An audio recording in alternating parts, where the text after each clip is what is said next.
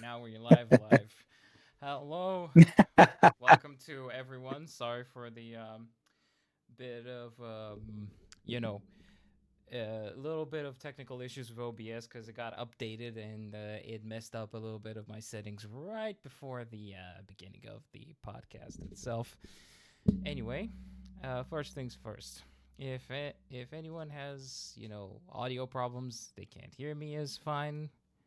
Any sort of problems like that, please do let me know. I'll make adjustments accordingly, so that we have the best possible experience. Second, for the little bit of a stream policy here, um, keep swearing to a minimum as much as possible. Not too many swears. That's not good. Foul language is not that welcome. And with that being said, hello, welcome. Welcome to the second episode of the Talk Show podcast. Today, me, the host, Vlad, the most uninteresting Romanian that you ever heard, is joined today by Kenisama. I didn't know you were Romanian. Yeah, I know, it shocks everyone when they find out. Oh, Chefai. Oh, dear God. Did I say it wrong? No. You actually did it better than 90% of people that tried it. I actually lived in Romania for a year. Yeah, I was Sector 4 Bucharest. Oh. Oh. Okay, fair enough. It's funny. My wife is from Bucharest, and Oh, you're I not? no, I'm from a remote village. We make moonshine for a living. Yeah. um, Sukia, Suika. Suika. Yeah. I had to actually process for a second. What were you trying to say? But Yeah. I've had some of that. It's strong. just call it what it is. World War I rubbing alcohol. No, that's awesome. That's awesome. Yeah. Yeah, no, I actually plan on going back to visit some friends over there shortly, actually. Cool. If you ever find yourself in the region called Moldova, not the country, we don't associate ourselves with those guys. Um, then give me a buzz. Maybe we'll ensure some accommodation for you. Anyway, No enough doubt. advertisement. So, Kenny, why don't you introduce yourself for anyone who is listening but doesn't know who you are? Well, hello, everybody. I'm Kenisama, one of the longer standing members. I've been in TAW for my time in TAW is actually old enough to drink. Currently, I'm serving as the Sentinel CC. And but yeah, but I've held like just about most every leadership positions from team leader all the way on up. And yeah, I continue to serve and hope I can continue serving with TAW for much longer. And I hope many successes Mm-hmm. for our gaming community. That's cool. That's very interesting. So, what kind of games do you enjoy? Well, my passion, or I guess my gaming love, has always been Battlefield series. Although currently, right now, it hasn't been quite as enjoyable because of the hotel internet I'm currently staying at. But I've been trying to get as many hours as I can in on it. But Battlefield 6 has been a nice return to form from what I've experienced, and it seems the Battlefield division's been doing very great from what I can tell from the outside looking in. That is, but then I hope to join their EU division as soon as I can. That's great. Um, on the topic of Battlefield a little bit, I used to play quite a bit of Battlefield 3. Oh, hang on a second. Jawbreaker, does this sound a little bit better? Someone mentioned in chat that my mic isn't quite up to snuff at the current moment. Is this a bit better? I'll wait for a response. Oh, it is Much better. better. Okay. Okay, cool. So, I used to play a lot like Battlefield 3, like my earliest possible memories was getting my first ever gaming PC, and then booting up Battlefield 3 because it was the newest hot stuff. And just the moment I came back from school, I would just toss my backpack in the corner, turn on my PC, and then just play Battlefield 3 for like hours on end. And I'm gonna admit this um, to my fullest pride. I was a shotgun main. Shotgun Let me main. guess. Metro 24/7. Yeah, Metro. But also, what was it called? What was it called? It was called Shipment. Was it Shipment? It was the one with the cargo containers. There was a lot of Isn't that cargo a? containers. I think that's a Call of Duty one, isn't it? No, there is a Call of Duty one. Someone advocated for 32 players on that one, but no. um, no, but there was one which was a lot of cargo containers on Oh, it. oh, I know what you're talking about. No Shark Canals. There you go. There you go. That's Yes, the yes. one. I had to process the maps through my head to visualize it. Yeah, thank you. But yeah, no, it's Uh, much sh- fun. shotgun, slug rounds. And if I wasn't playing shotgun, I was playing, of all the guns, the G36. Yeah. Okay, yeah. I guess I would have to say my Battlefield 2 story or my Battlefield story would start with Battlefield 2. And actually, at the time, I wasn't in the Battlefield division for that game. I was in the Delta Force division. Mm. Black Hawk Down is what we were playing, and but the game has was in its decline. So I was looking out for different games, and I joined the Battlefield on a just a whim because they were playing games, and it was so cinematic compared to anything else I had played at the time, and the communications that the different squads were having was what really drew me in to the Battlefield title and the events that the Battlefield division was having from then on, pretty much. Yeah, but lots of fun. Mm-hmm. Right. Indeed. Well, that is pretty cool. Yeah, again, my first Battlefield was, well, funny enough, that was Battlefield 3 was my first multiplayer Battlefield. The one that I played single player was Battlefield Bad Company 2, which, Oh. yeah, it had a fun campaign, that one. Unfortunately, I didn't get to play much of it because I was in Japan and my internet, of all places, Japan. I was on a military base, so our internet was not great there. So I wasn't able to enjoy the multiplayer portion of it. But the single player was very, very fun, very funny. Yeah, indeed. Goofball 4-man squad. Um, but yeah, Battlefield series. That's how I started Battlefield. Proper multiplayer was 3. Did not like 4, and after Oh, 4, I did not like 4 because, well, primarily was the community. This is why I didn't like 4. Everyone learned their mm, lesson with Battlefield 3 and uh-huh. shotguns.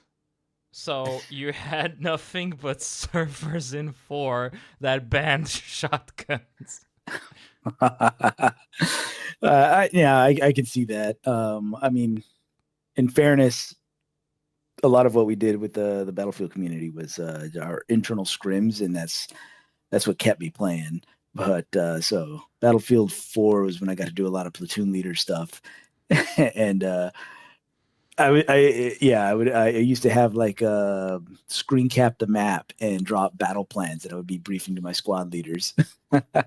Nice, nice. I never got to that level of organization. Like never. Like I never had that kind of level of teamwork. Closest I've ever got before joining TAW in the Helldivers division, was in Destiny 2 when I did my Hmm. first ever raid. And Ooh. it was a bunch of random people. I did all the stuff that you could do with just randoms, like single player campaign and then the 3 random matchups. And I really wanted the legendary gear that you could get in like the Destiny 2 raids, but you needed a Uh-huh. 6-man squad for that and you needed to coordinate. And that was the first time ever where I went on servers looking for people. And I found a random group of people. Unfortunately, none of them could actually finish it because of jobs. So, Uh, yeah, because I never played Destiny myself. That was a game my son used to play a lot. How detailed were those like raids? Like how long did they go? they were not WoW raids. I can tell you that much. Don't think of WoW. Okay. Well, that's the first thing that popped in my mind. No, at best we were playing for like 2 hours. I think we were playing for like 2 hours, and most of it was us retrying because at least half of the squad, like 3 out of the 6 people, were completely new, and they really, really wanted to just have someone to tell them what to do. Mhm. Um, and I think we were at the final step before the final boss. Like there were multiple puzzles, obviously, and I think we were like the second to last puzzle, or maybe even the last puzzle before the final boss. And unfortunately, people just quit. Uh, well, I do want to bring out Jawbreaker said that he said just to rile everyone up. The best game starting with battle is Battle Bit, and I it's a very brave thing of him to say, but he's also kind of right. There's a lot of things in Battle Bit that were expected to be in Battlefield 2042, but weren't, and I do kind of find it quite a coincidence that Battlefield 6 does have a lot of those the things that a development team of what was it like three? Correct me if I'm wrong.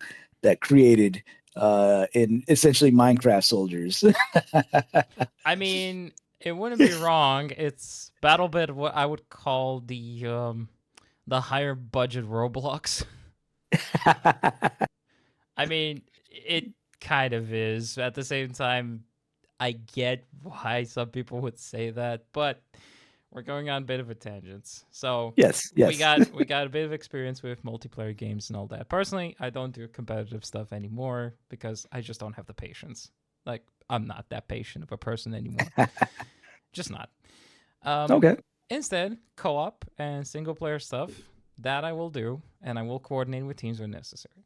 But today's Hence, topic, is that? Oh no, you're rolling into the topic. Go for it. what? Finish your question, please. I was going to ask you.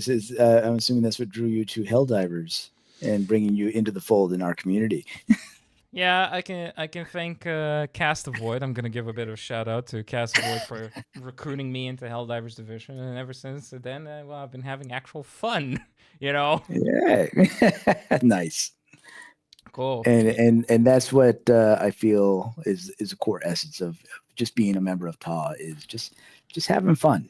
We play games. It's Play don't games. take it so seriously. Nope. Play games. Have fun. Don't take it seriously. Kill each other if you have to have a little bit of fun like that. Or yeah, Not take too it out in the much. virtual world. Yeah. Yeah. But today's topic of discussion, because it's, Spooktober and all that, and Halloween is just right around the corner, I was thinking of today to be talking about more scary games. Maybe horror games, maybe games that cause you a bit of a chill down your spine. It doesn't have to be necessarily a horror game. I do have Mhm. examples of games that were non horror at all, yet they scared the living hell out of me. And they were either intentionally made, unintentionally made, and just horror games in general and how they're designed. And I don't know what's your experience with anything of the sort. So please do elaborate before you continue. So immediately that jumps off the page was a game Mama Bear was actually playing pretty recently. Fear. Yes. Um, so I remember the first time I played that. It was very intriguing. The single player campaign. I was very engrossed with the story, and the jump scares were well enough in that environment to make the hair stand up on the back of my neck and make me yelp a few times when just going through and some of the jump scares. The game was well enough to where I ended up purchasing both the sequel and the threequel that came out afterwards. It was a very enjoyable game, and it had actually pretty solid multiplayer too. Yeah. So to start off, Fear was actually one of my earliest ever games that I played. in the horror genre. But not me personally. My Mhm. sister, so when I was younger, I didn't play many FPSs. My draw was strategy games, be them turn based or real time. But my sister used to work for like a PC magazine here in Romania, and she would do video game reviews. And one of the games that she reviewed was Fear. And I saw her not enjoying the game at all because it was that scary. Um, when it comes to the Fear series, unfortunately, it does go downhill from two onwards. Yes. Jawbreaker Oh, does good. mention Stalker. We're gonna get to Stalker in a moment. Oh, I Um, hope you had experience in that. I never played that one. uh, Fear was, how should I put this? It started off conceptually well. Like it could have been, if you're familiar with the SCP Foundation. I am not. Okay, so quick little brief. The SCP Foundation is a website of creepypastas that are purposefully organized as files of supernatural beings that are cataloged by an organization called the SCP Foundation. SCP standing for Secure, Contain, and Protect. And So, like that one game. so, like that one game, exactly. SCP Containment Breach or SCP Secret Laboratory or any other SCP knockoff game that is actually really fun. Please do check out any other events that are doing with SCP Secret Laboratory. It's a really fun game.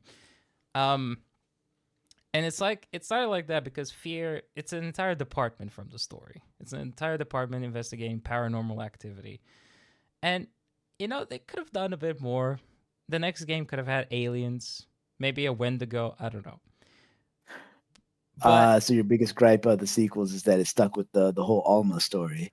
Alma's story, which did not progress in the correct way, it. Um, Oh, there she is in the video, actually. sorry, I had to talk a little bit with my wife or something. Oh, Not a no problem. worries. Indeed. So they continue with the story, but if you played Fear 2, you would notice that there's just a soft reboot to it. Because it's the same story again, if you think It's been about a it. while, but yes, I can see that. It's the same story again, and the name Fear doesn't mean anything. And then Fear 3. Well, I'll say this on the topic of multiplayer stuff. I remember Fear 3 having a really fun mode called Effing Run, I think it was called.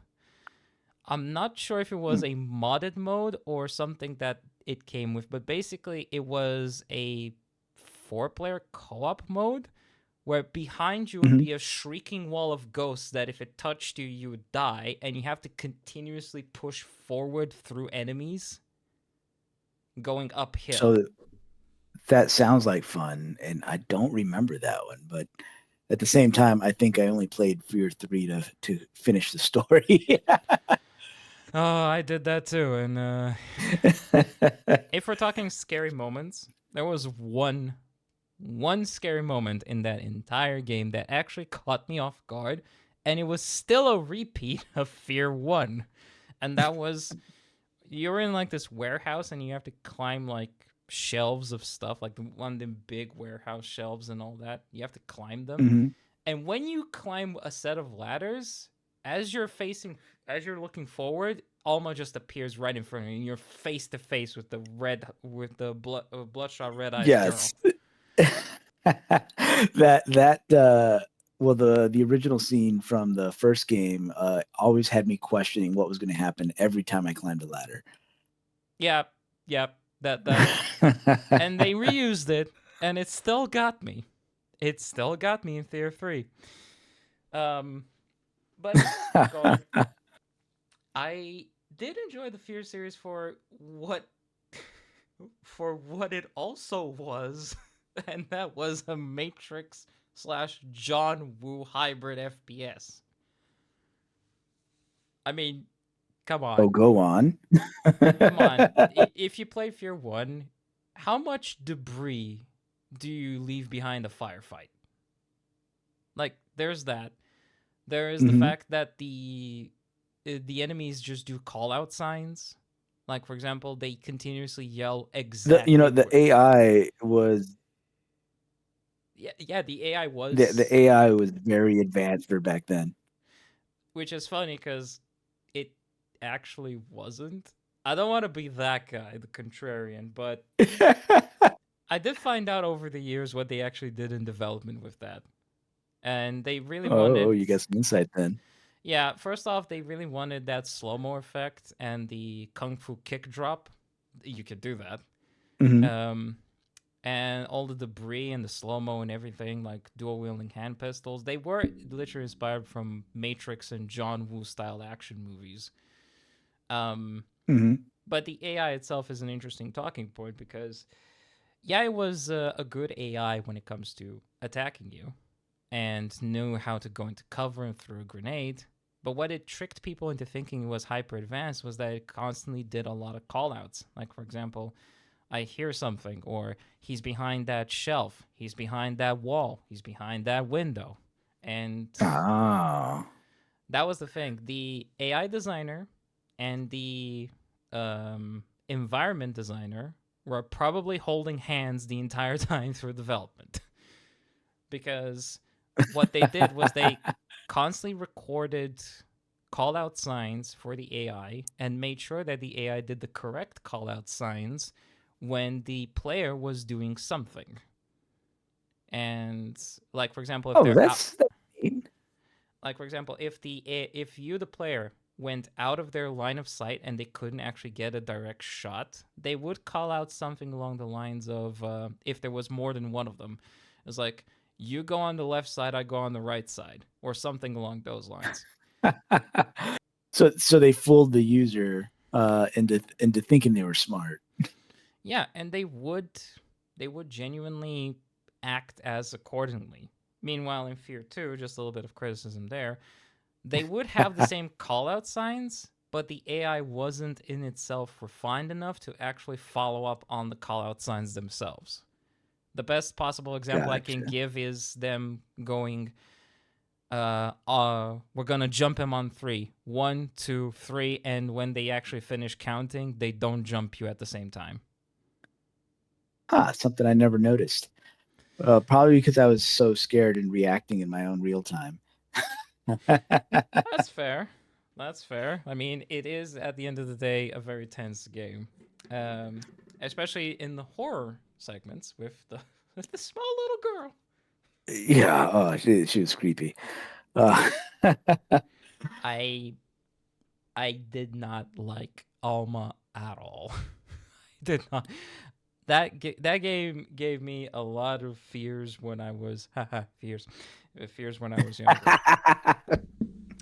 But it's just an overall good series, and I think it remained iconic. But if I am gonna give a recommendation, just don't play the second or third games. Play just the first one. It's on Steam. Highly recommended. It's great. I mean, if you want a better endorsement, Mama Bear did play it a few days ago on Twitch, and it was really fun. It was really fun. Uh, since Jawbreaker mentioned it, I'm gonna briefly talk about Gi- Stalker.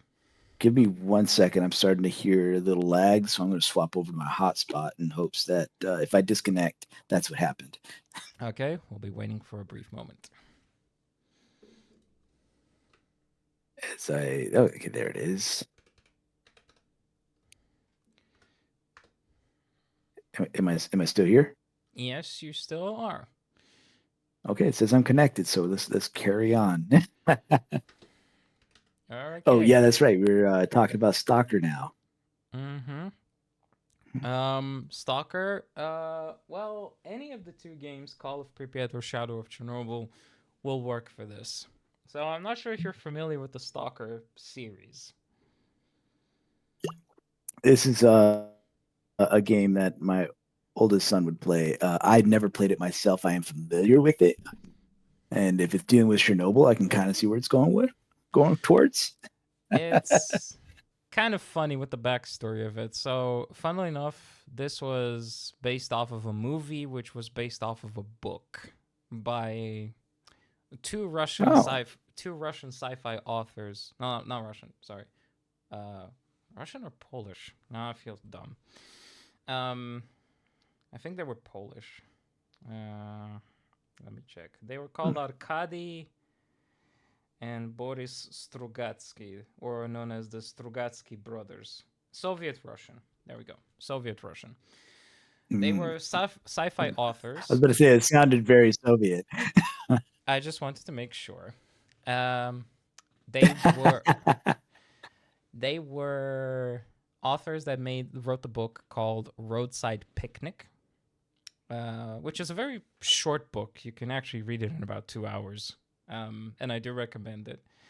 The premise of that one was at some point some aliens came to our planet. They just came down in spaceships and they landed in certain zones. Now, what the governments of the world did was that they just ignored them because the aliens did not recognize the humans. So they just basically landed and they started doing things. What they did, it was beyond human comprehension. Um, the governments of the world decided to not interfere, to not provoke them. And after a while, the aliens just picked up their spaceships and left. But what they did was that they left behind many paranormal phenomenon in these zones, and the governments of the world quarantined these zones off from the public so that the artifacts from these zones could be studied, and they are beyond human comprehension. When I say beyond, I mean imagine just a fireball that floats in the middle of a grass field and doesn't burn the grass, but if you get too close to it, you just spontaneously combust. Or Ooh, other okay. weird technology. However, obviously, this kind of stuff would attract people who would deal in contraband with these artifacts. These people are called stalkers. And so they go in these zones and they pick up the artifacts and bring them back. The movie was called Stalker, not Roadside Picnic, because it focused on one stalker. In the book, there are multiple stalkers. In this one, there's only one zone, one stalker, and Mhm. it's more of a philosophical tale. For example, the characters don't even have names. They're just called Okay. the stalker, the doctor, the writer. So they don't even have names. Okay. And then finally, the game was loosely based off of the movie, and I guess the movie and the book combined, and also the tragic 1986 nuclear meltdown of Chernobyl, because it takes place in Yes. Chernobyl, and apparently in the developer's mind, the radiation from there caused paranormal phenomenon within the zone of Chernobyl. So, Okay. and that's where it takes place. It takes place in the irradiated Eastern European wasteland, and you're there on different assignments from outside sources. And Right. So I'm assuming the game is very, very much story based then, huh? it is. It's essentially uncovering a mystery. If I'm not mistaken, Shadow of Chernobyl. Shadow of Chernobyl is about a stalker. I think his name is Red, which is a callback to the book because his name, the protagonist's name in that one was also called Red. And he's after what is known as the Golden Room, which both in the book and the game, it's a place where any wish you want can be fulfilled. But it's in the middle of the zone, and good luck getting there. Um, Got to fight your way through, huh? Fight your way through um, factions of other gopniks and other Slav squatting people, but also the local fauna, which can be rabbit dogs, mutant dogs, just mutants, you know, weird Uh huh. flame orbs like the ones I mentioned, and other sort of weird phenomenon. Stalker was all about taking care of the exploring the environment and adapting to it. I mean, when I say adapting to it, there's a faction system, and you can choose to help a faction. But unlike a game like, let's say, Fallout New Vegas, where the factions Hmm. persist and you have like small skirmishes here and there, you can actually wipe out a faction in Stalker. Like in Fallout. Interesting. I mean, you No, go on, go on. I've could rambled enough. kind of do that in Fallout. Was it three? Oh no, I'm just saying. I think. I mean, I've only played like one Fallout game. And that was Fallout 3. I think it's 3 or 4. I don't remember which one. But the town that the worships a giant unexploded nuke, and you have the option of either blowing it up or not. I think that was 4. I want to say it's 4 because Was it 4? it doesn't sound like something that would be in 3 though. 3 was a long time ago, and I did not enjoy it. um, Hey. It's what? just that it's my limited knowledge of the Fallout universe. So I don't want to offend any Fallout fanboys. Eh, no worries. True fanboys only like New Vegas, and that's it. Who cares about the rest? Apparently, right? No, indeed. Jawbreaker says in the games there was a second explosion in 2006 that transformed the zone and created the paranormal stuff. Yes, and there was a lot of Mm. secret government conspiracies that it was actually a weird experiment. It wasn't a nuclear power plant, and blah blah blah blah blah.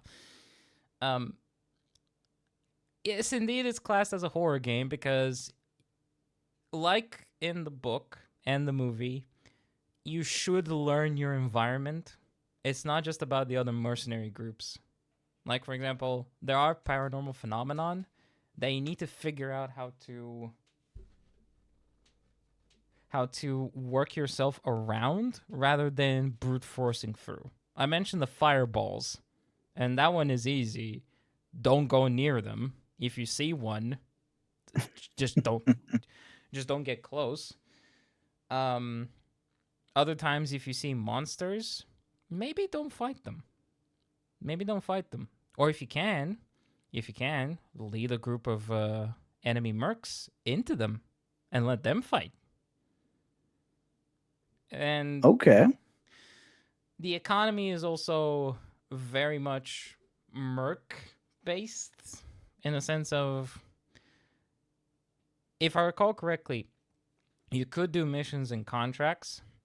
If you try to do a contract for a faction, um, some characters will genuinely understand why you did that, despite them siding with the faction that you just attacked.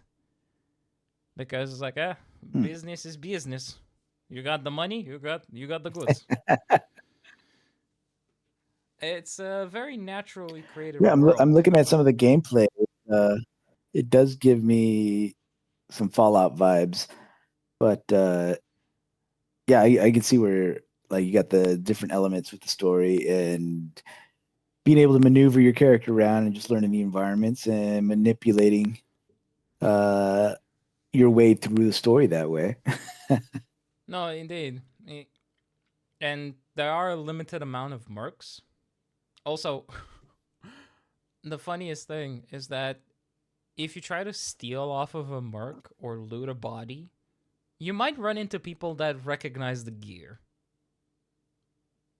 and they don't recognize you. Oh, They recognize the gear, they don't recognize you, so they're going to start shooting at you. And this can be all the way down to character specific, like marked gear. Like, for example, let's say in Fallout New Vegas. In New Vegas, if you had an NCR coat and you walked into an enemy camp that hates the NCR, despite you being friendly with them, you're gonna get shot because they hate the NCR and they don't know why you're wearing an NCR uniform.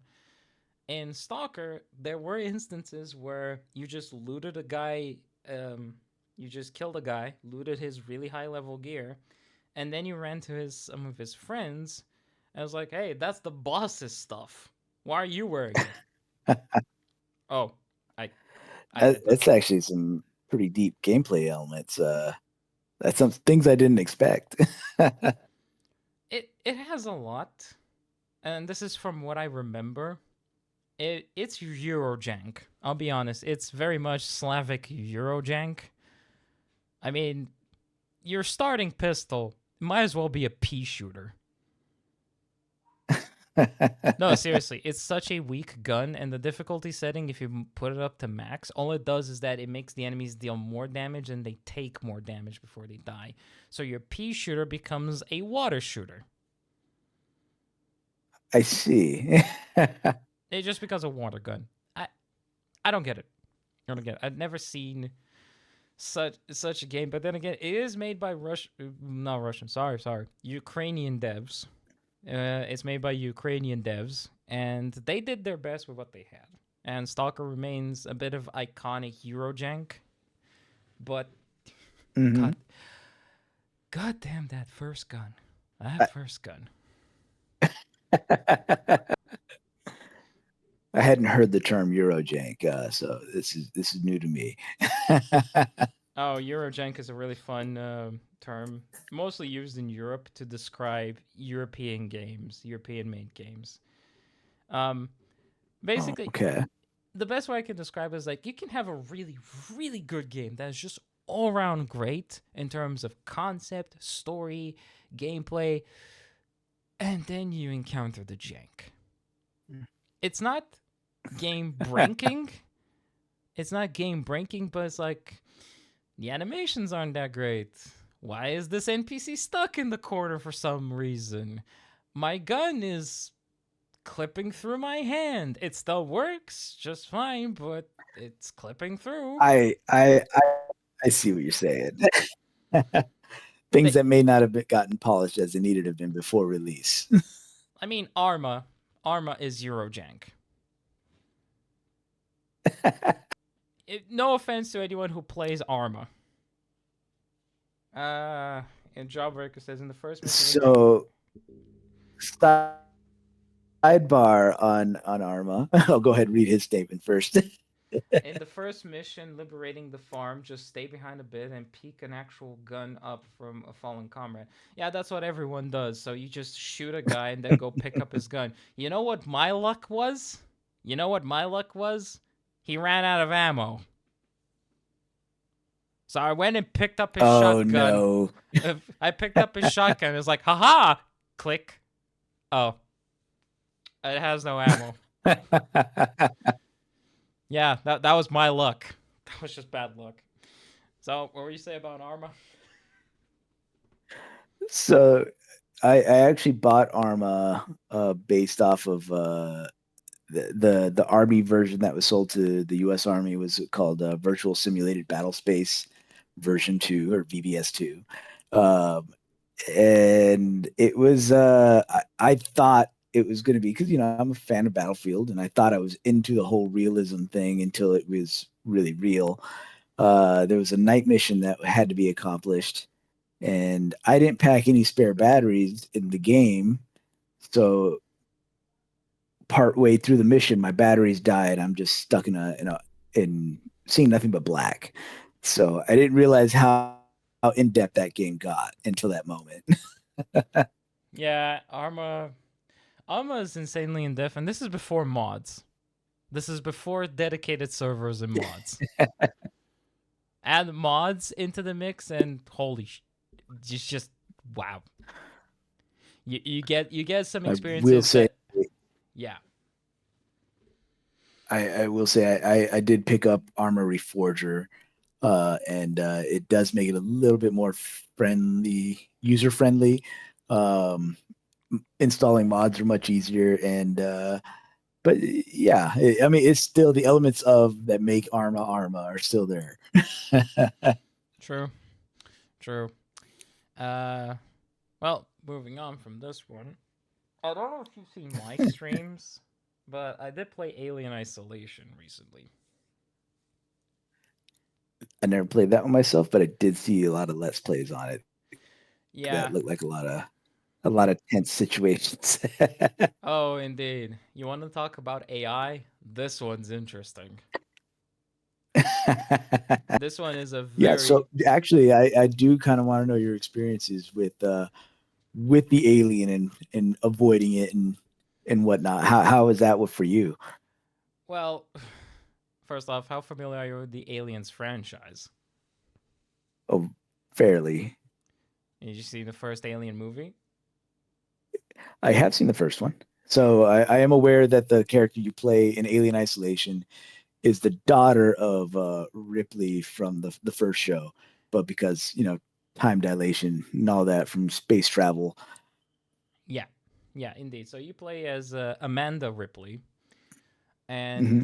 the premise of this one is that she has been looking for her mother for a long, long time. She became a space engineer like her mom to find her. No luck, no dice. But Hmm. a corporate android from Wayland Yutani um, comes to her and says, "Hey, we found the flight recorder of the Nostromo, and it's on a space station called the Sevastopol. We are going there on a delegation to try to retrieve it because it is Wayland Yutani property." Hmm. And, and funnily enough, the android is the one that offers her the position on the ship, mainly out of compassion. Yeah. Interesting. Um, First, for anybody not familiar with the Alien franchise, first rule about androids: don't trust androids. Indeed. But funnily enough, this one you can. Without spoilers, this one you can. You can. He's no bishop. He's no bishop. Okay. And both in a good and a bad sense, because I don't think anyone can play bishop as well as what was the actor's name? What was the actor's name? Oh, yeah, I'd have to look that up. I don't know. Well, first up, let me pull up some footage of Alien Isolation. Um, but well, we'll go in a moment to. Okay, who played Bishop? I'm looking for it right now. Wait, why is it Lance Henriksen. Ely? I have no idea who that'd be. Nah, he did play Bishop pretty well. Um, but yeah, Alien Isolation does take place on the Sevastopol, which has already gone to hell. The Olympic orifice diver is on board, and it's looking for more victims. Hmm. Now, jumping straight into the gameplay, the the tension building, the music, the how the situation escalates, it has been handcrafted almost. And a little bit more insight. Turns out the devs were offered essentially, to put a metaphor, an all access pass to the entirety of the unused assets of the original Alien movie. Nice. Yeah. They basically had access to unused content, unused sketches, how they designed the entire floors, the sets, the alien itself, how it was designed. They had access to all of that. And they put that into the game to the best of their ability. Like, one thing to appreciate is how the screen just distorts. Like, it's like a CRT monitor.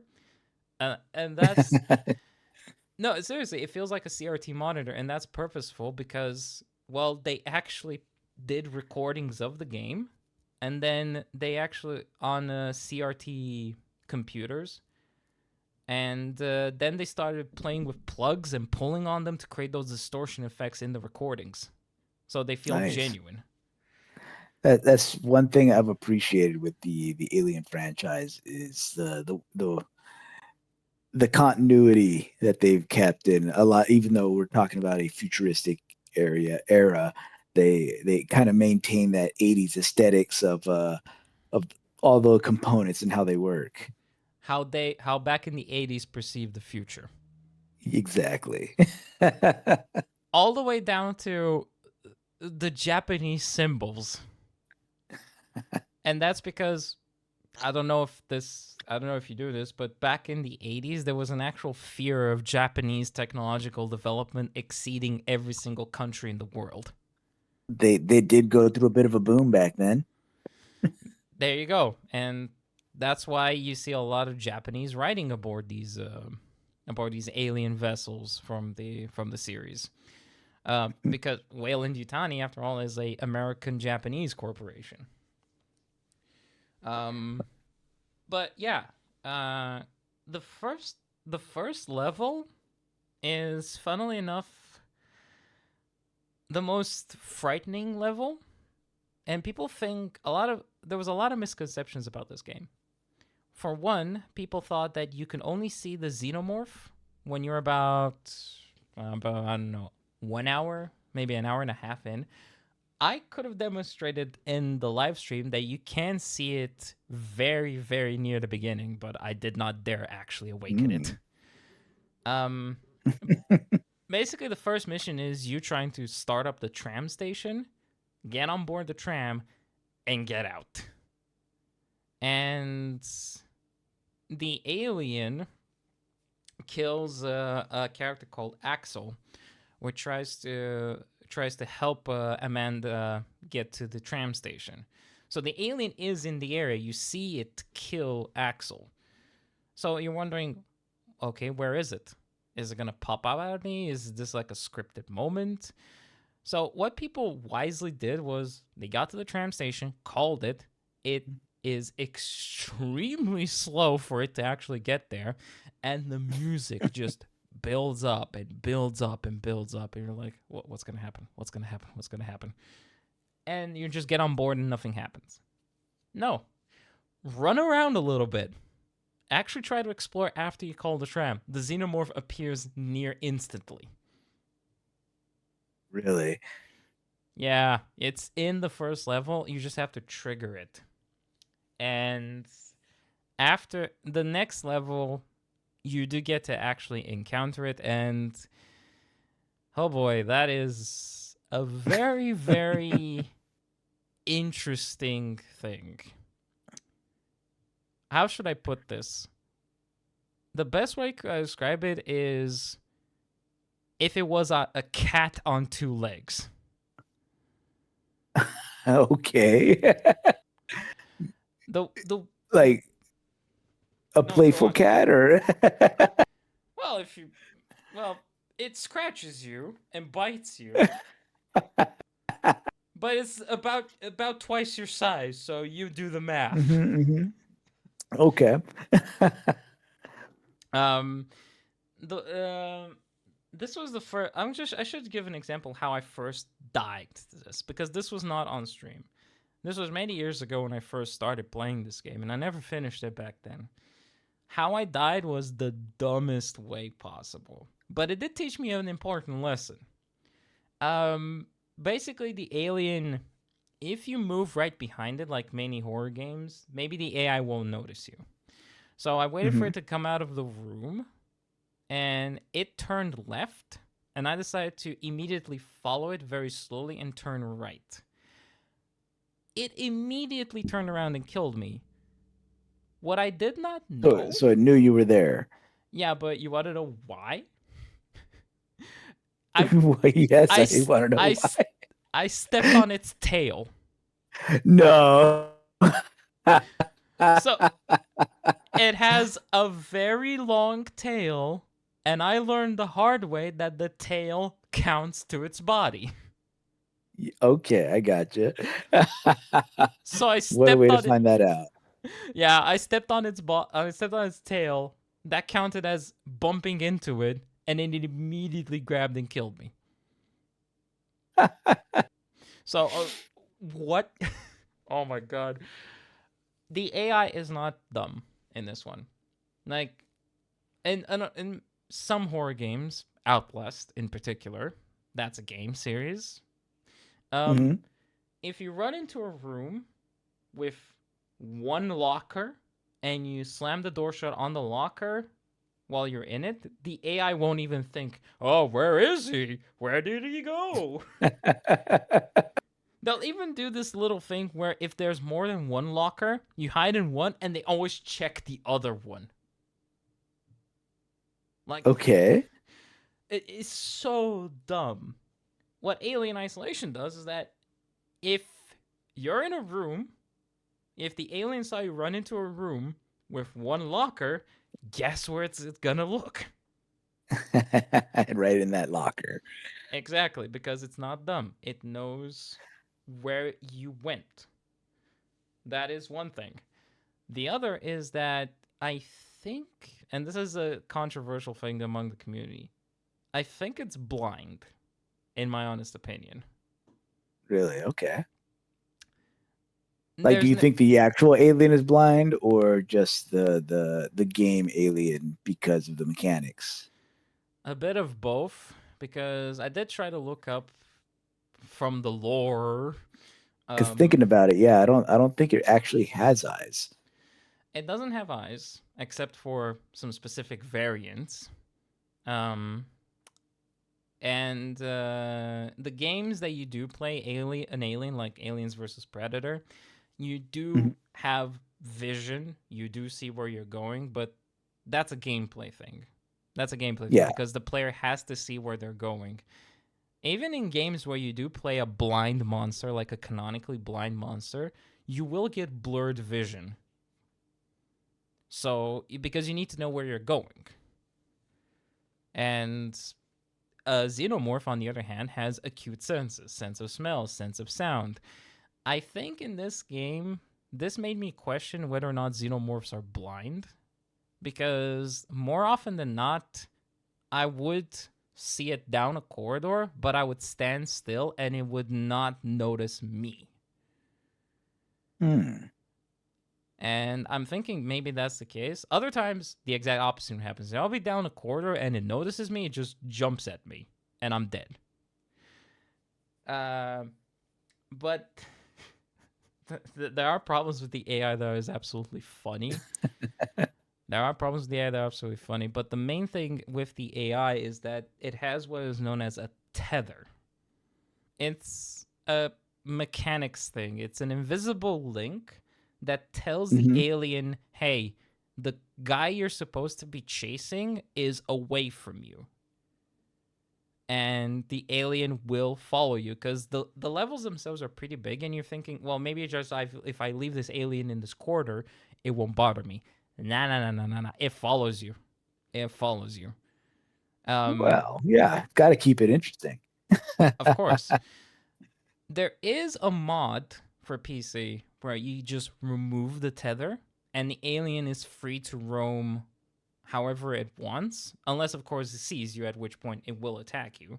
But it Hmm. won't go in the area that you're in. It will just randomly roam around. And that has resulted in a lot of nothing happening. Yeah, I mean, it's I stuck can in. imagine Go on, go on. because you're like on a giant freighter type vessel, right? It's like very spacious, a lot of places to hide, a lot of areas to move through. So if it's got free roam, yeah, I can see many scenarios where you probably would never see it. But at the same time, it'll be all the more surprising when you run into it. Yes. It's more realistic in that sense, but at the same time, it's not good for tension building. It's Hmm. it's just not good. Well, yeah, because it still has a story to tell. But I did like again, I never got to experience the game myself. But I did like the tension it built up with the synths just kind of randomly around, and I thought that was one of the more scarier things. You have like a hallway full of synths, and you knock something over or make some noise, and then they who's there or hello, how can I help you? But they got those red eyes and they're like looking for you. Yeah, so that's those are the working Joes, and there is those are scary as well in their own right, in the fact that they are genuinely unpredictable. Genuinely, in the sense of you learn early on that as so long as you don't go in an unauthorized area, they won't harm you. They'll ignore you, and they won't attack the alien because they have no idea what it is. And the alien Hmm. does not attack them because it has no idea what they are. So it just doesn't mess with them. Um, but if you go in an unauthorized area, that's when they start the hunt. If you leave the unauthorized area without beating any of them, they don't follow you. Oh, If you did go aggressive against them, they'll record that as a felony or just a crime. And at that point, they yeah. just act like a warden unit. Later on, in later levels, they become far more interesting in the sense of sometimes you have no idea what they're doing. Like, you could see a working Joe just minding his business, and he has the white eyes, but then you Hmm. just do things, and then all of a sudden it attacks you. Why? Well, it has story reasons, but I'm not going to go into that. Point is that working Joes are both. With a working Joe, you always know that's their motto, but the real motto should be with a working Joe, you never know. No, seriously, you just never know. They are Yeah, the yeah. only enemy that you can harm with your revolver. That and also human enemies. I did learn, and this is a funny one. It's a double-edged sword, but the xenomorph, if you know the xenomorph is in a level, you could use it. You could use it for yourself. Oh, How? yeah. How would you do that? Make noise. Make noise, and it's gonna come to your area, and then if you know how to hide, it will attack the other humans. Fair enough. Yeah. I've done that several times because dying to humans is a lot more annoying because they just two tap you with their revolvers or whatever guns they Mm. have. Meanwhile, I just go bang bang.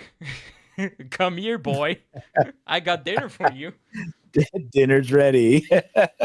So they just immediately have to deal with that thing, but then you have to deal with it. Yeah. But I would So I want to ask, because you have weapons, human players have weapons. Are you able to do any type of damage to the xenomorph? kind of. Um, well, a thing that we learned from the movie Aliens vs. Predator, the first one, is that truly their heads are impregnable. Mm. Like small arms fire will not penetrate that thick skull. Okay, their thickness is harder than I don't know, a rock or Hmm. the rock, depending on who you ask. So, um, you using your revolver won't do anything to it. Won't do anything to it because, well, it's that fast, it's that strong, it comes with its head forward. Most likely, you're just gonna hit its head and it just grabs you once and you're dead. You're dead.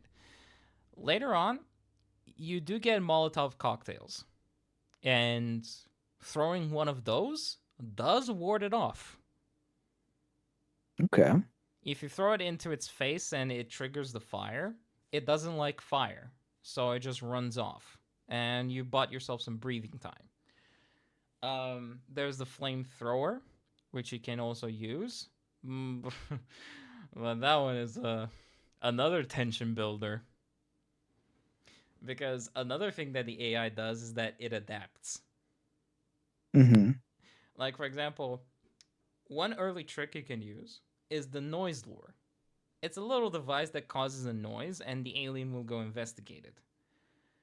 Do it multiple times in a row in the same level, and the alien will start ignoring it altogether because it figured out that's not real.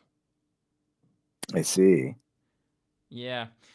And one other thing that it does, and I have no idea if this is intentional or it's the AI being weird, is that you flamethrower it, and normally 2 or 3 puffs of it, it'll run away. But sometimes it runs just a little bit, and then it starts slowly following you. And if you turn your back, it's gonna jump you. Ah, Shotgun does the same thing, but to a lesser extent, because once it starts sprinting, it's hard to get a clear shot. Flame Interesting. flamethrower, you So, need to aim. how does the game handle the acid blood? You you just don't have it. Like the Ah. I mean, it is canonically there is acid blood in this thing, but this is not Aliens, Colonial Marines, or any sort of game where you gun them down by the dozen. You have Hmm. to be careful of the acid puddles. No, your big problem is well, it's teeth and claws. Okay. Y- I didn't like again. I didn't know if it had that element in there, like any type of minor damage you might cause on it, because I can see how that, you know, can get bigger problems. I mean, there is a segment towards the end, but I really don't know if I should spoil this for people or not that want to play the game. Because I do know it. I do know the segment, and it is genuinely terror inducing the moment you get to that point. But I will say this. If you ever read the comic book Labyrinth, then you know what you're in I, for. I see. I have not, but I It's will look that. it's literally called Alien Labyrinth. Uh-huh. It gets bad. The whole premise is survivors trying to get out of an alien hive. Ooh. And it's not pleasant. It's not pleasant at all. Holy, out of all the alien comics, that one is really gruesome. Um, So I must ask, not game related. Did you watch Alien Earth? no, Okay, no. just Did wasn't you? sure. Just wanted to ask that question. I have. There's some mixed feelings about it, but if you haven't seen it, we won't go into it. I'm not planning on to because I did spoil myself for it. I did spoil it. Oh, did you? I did spoil it. I know the story. I know the story, I and it see. I see. it is the dumbest thing I've ever seen. You know what's interesting? You know what's interesting? The different other Mhm. alien things in that show. Those were interesting, and I guess they come from the lore. I'm not sure exactly what lore they're bringing it from, Uh, but I did the eyeball yeah, creature. yeah. Those were new stuff because the ship itself was carrying more samples than just xenomorphs. Hmm. They were carrying all sorts of alien species, which, okay, fine. You want to expand on other creatures than the xenomorph. Fine, that's fine. Um, this is what I like to call the bear effect, or rather, the annihilation bear effect. Okay, You ever seen the movie Annihilation? I have. Okay. At least I tried to. I think I fell asleep at one point. Did you see the bear? I vaguely recall a bear. Okay. You and pretty much everyone else that has ever watched that movie remembers it for all the wrong reasons. Uh One of them being more people remember the bear scene than whatever the hell was that movie about. huh. Yeah.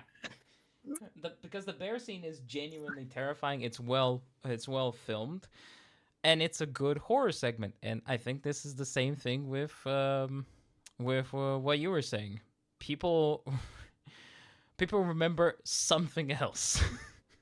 people Hmm. people remember from Alien Earth the little monsters that were in the xenomorph more than they remember everything else. So I could be way off base because what I remember specifically about Annihilation is just an alien species that kind of morphs an area that they're trying to explore, but realistically, it's like an alien life form that kind of replaces what was there. It's their attempt at cosmic horror. It's uh it's Hmm. uh, it's also again now that I told you about Roadside Picnic, think about it. It's a zone where paranormal phenomenon are happening and no one's going in. Yes. There you go. Once you read Roadside Picnic, you'll see that there's a lot of media influenced by this tiny little book. Um, but in Annihilation, yeah, there was like this weird comet that hit the Earth and created this ever expanding zone that they called the Annihilation Zone. And going in there, just random stuff happens, which is again cosmic horror done wrong. Cosmic horror is just things that are incomprehensible, but the way that you do cosmic horror is that you make it slightly comprehensible. It makes a little bit of sense, and then everything else doesn't. Annihilation just goes, yeah, this doesn't make sense. Mhm. Okay, how am I supposed to? How am I supposed to relate? Please tell me, how am I supposed to relate to this? I'm not supposed to relate to this. Cosmic horror is about getting a little glimpse and then darkness, and you have no idea what's going on. But yeah, the Alien Earth is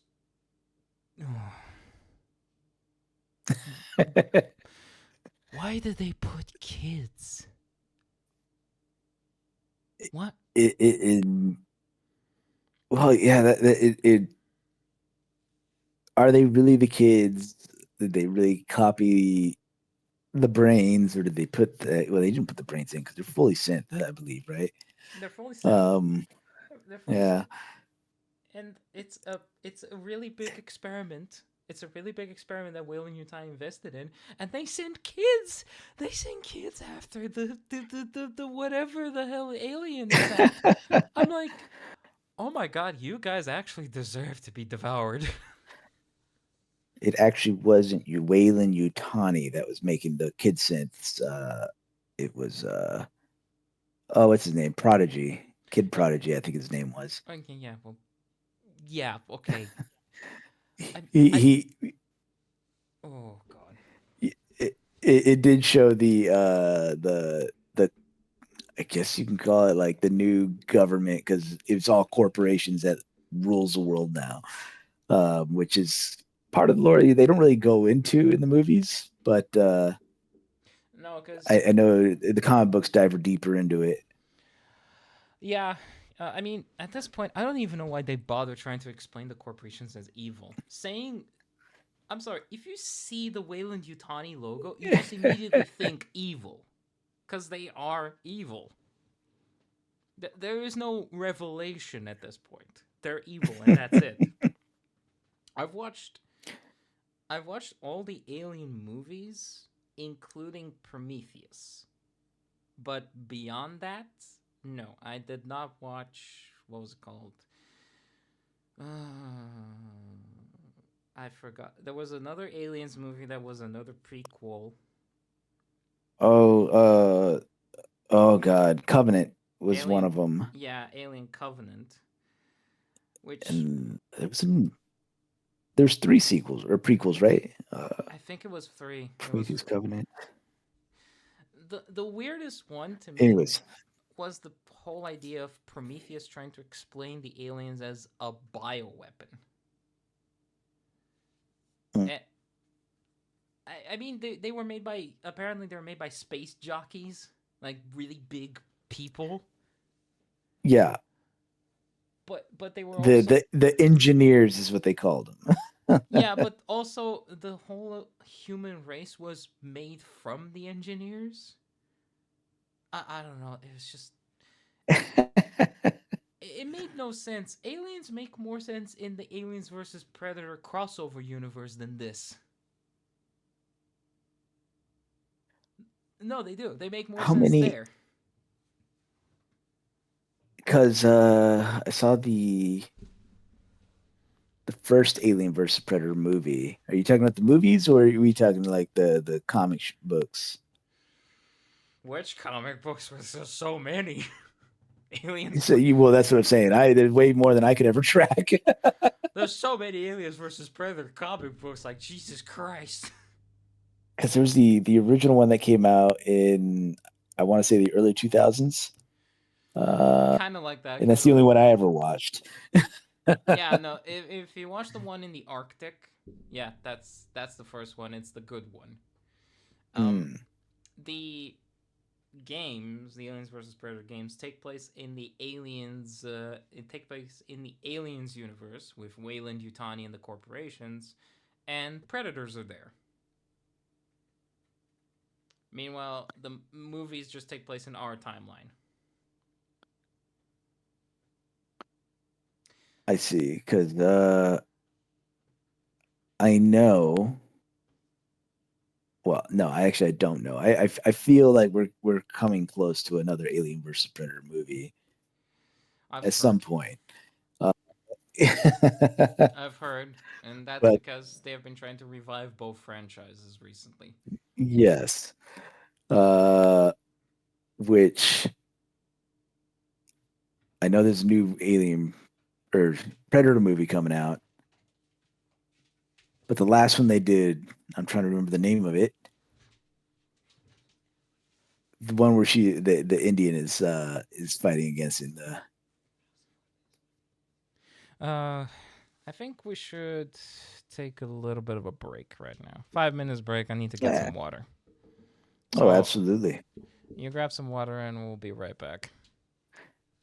Cuckoo.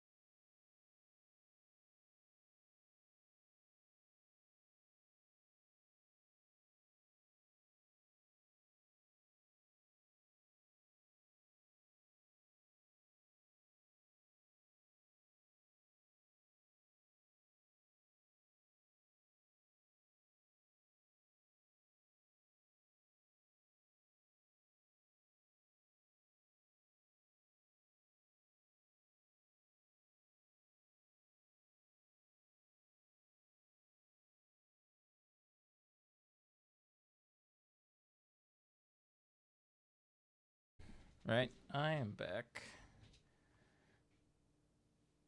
I am also here. Right, so right, Alien franchise, really really fun. If you ignore the later entries, what is your Well, I favorite feel like any monster? franchise, my favorite monster Uh-huh.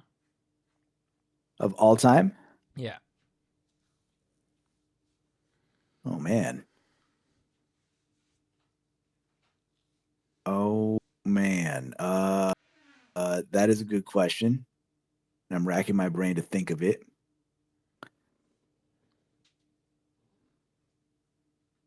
What is my favorite monster? I don't know if I have one. Okay, then let me narrow it down for you. What would Uh be the huh. first monster that gave you a scare when you were younger?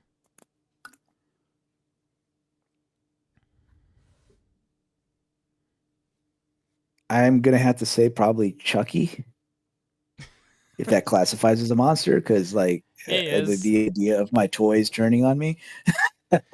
He is.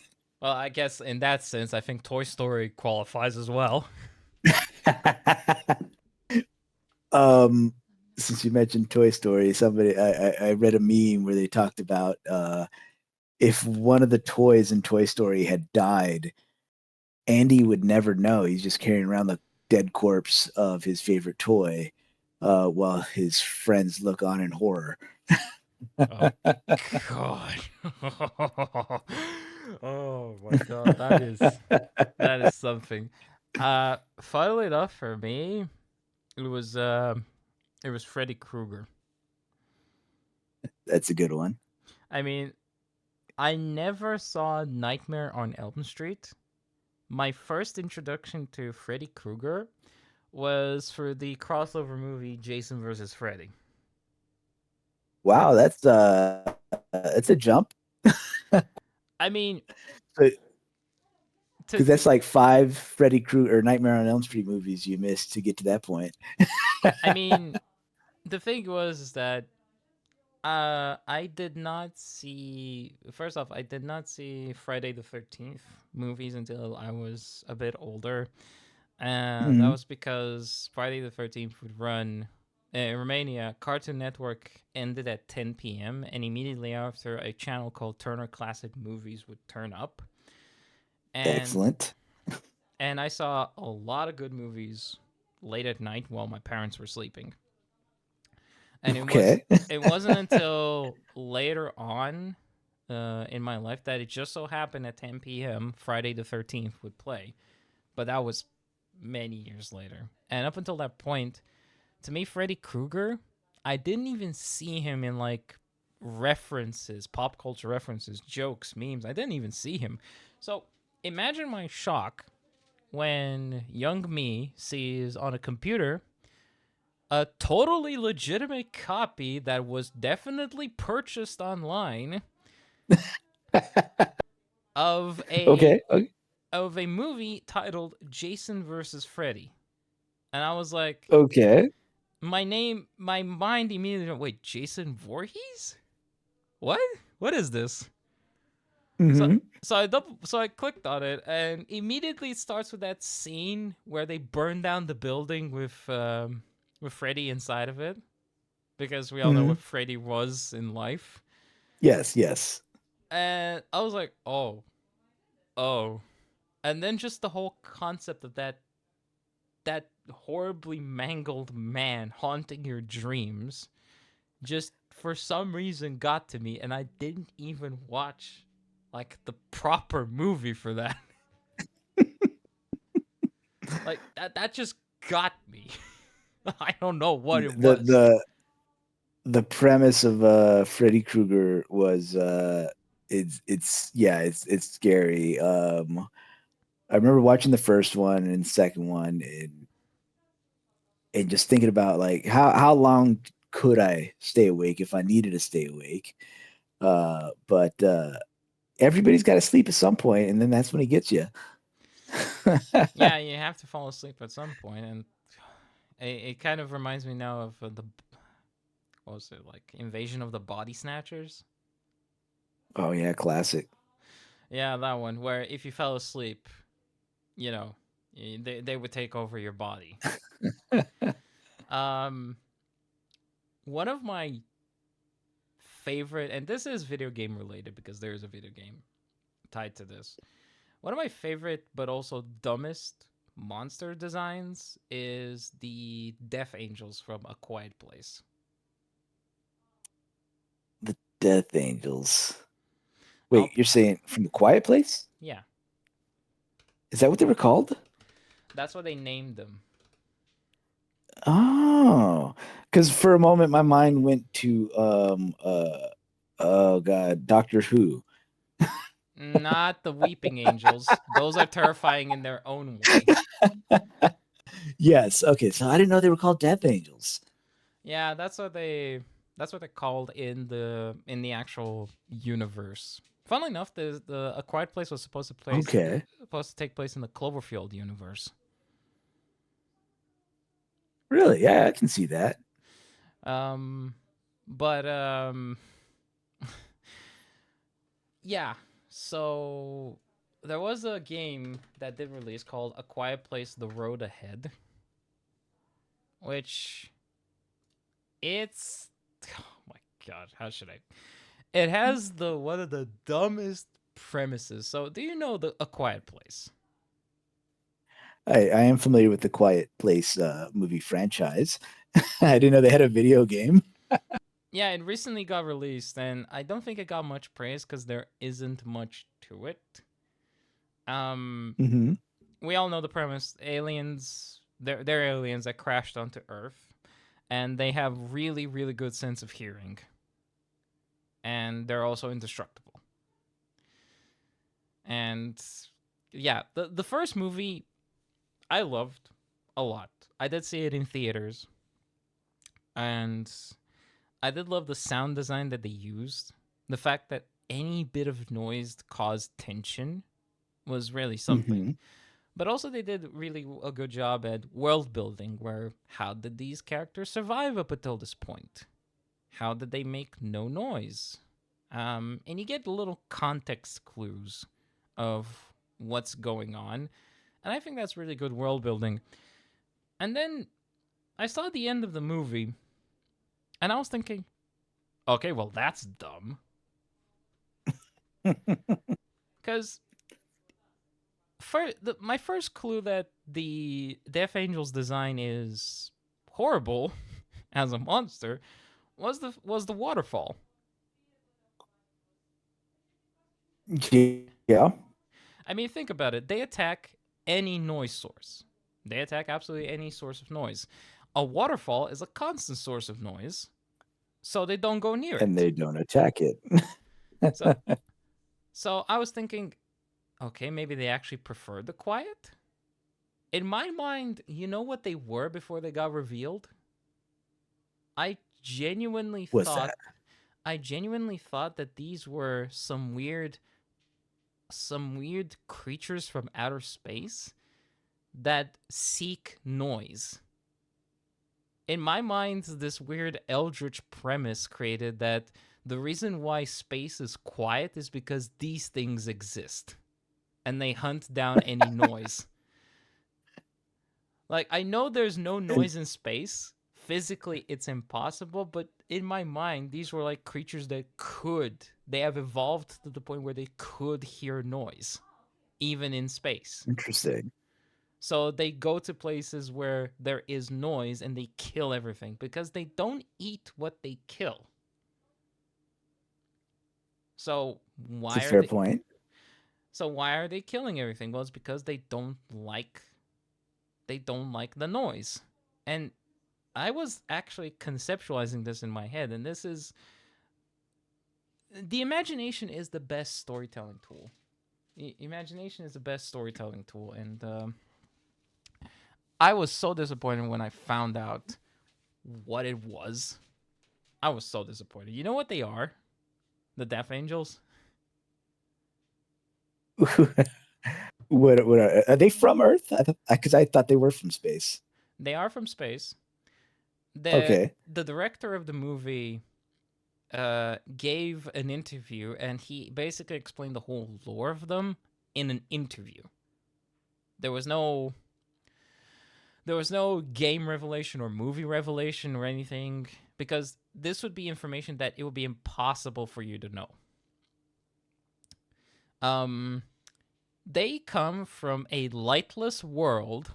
There was no sunlight. It was a world of complete darkness that had high levels of radiation and a very toxic atmosphere. Hmm. And these their planet blew up, and they got propelled into space. So these these bugs, these creatures, flew into space for an incomprehensible amount of time, and somehow they crash landed into our planet and survived that entire journey Just by chance. just by chance. And just try to think of that for a moment. I get these are the pinnacle predators. Like, the whole idea, the whole initial concept of A Quiet Place was, what if a peak predator was put as an invasive species in a place where they're not supposed to be? Like, how should I put this? in Australia, for example, this is something that happened. The local flora was destroyed by colonials when they introduced rabbits. This was an invasive species, so they started destroying Hmm. the entire flora because, well, rabbits breed really fast, and the local fauna was not equipped to deal with rabbits, so the flora was affected. So what they did was that they had to introduce foxes to kill the rabbits, Yep. And so like everything they introduce has no natural predator in the area, so they just keep destroying things. reproducing and just causing more chaos. Yeah, exactly.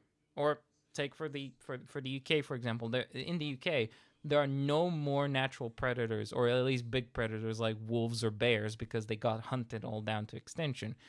Currently, currently, if you were to introduce wolves to the UK and leave them in the wild, as the UK is, wolves would be an invasive species. So, So something similar to that happened in the state of Hawaii.